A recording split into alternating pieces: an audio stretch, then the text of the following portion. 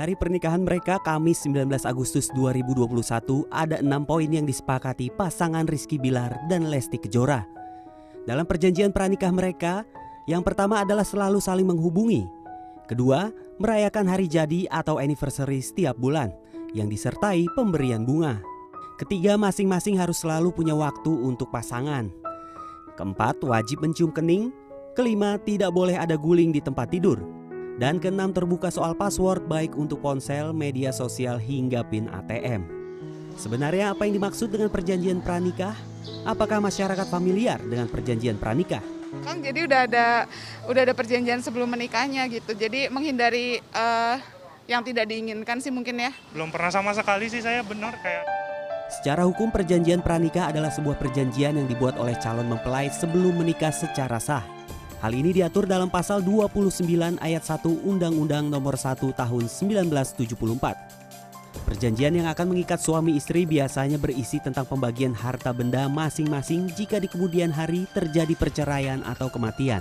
Harta tersebut meliputi harta bawaan, hibah, warisan, dan utang yang dibawa oleh suami atau istri selama perkawinan, dan hal-hal lain yang disepakati.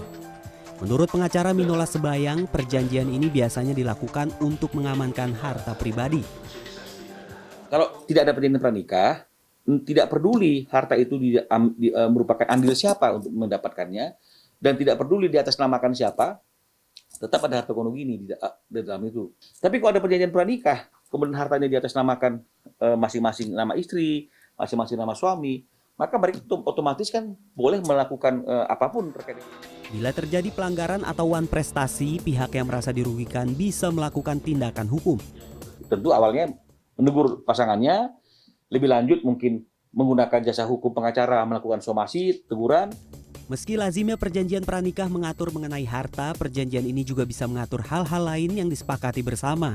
Sepanjang tidak bertentangan dengan pasal 1320 Kitab Undang-Undang Hukum Perdata tentang syarat sahnya satu perjanjian.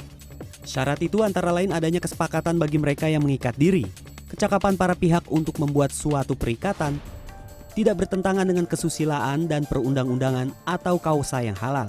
Dan yang keempat, hal yang diperjanjikan jelas dan tegas, dan tidak diperlukan penafsiran di dalamnya.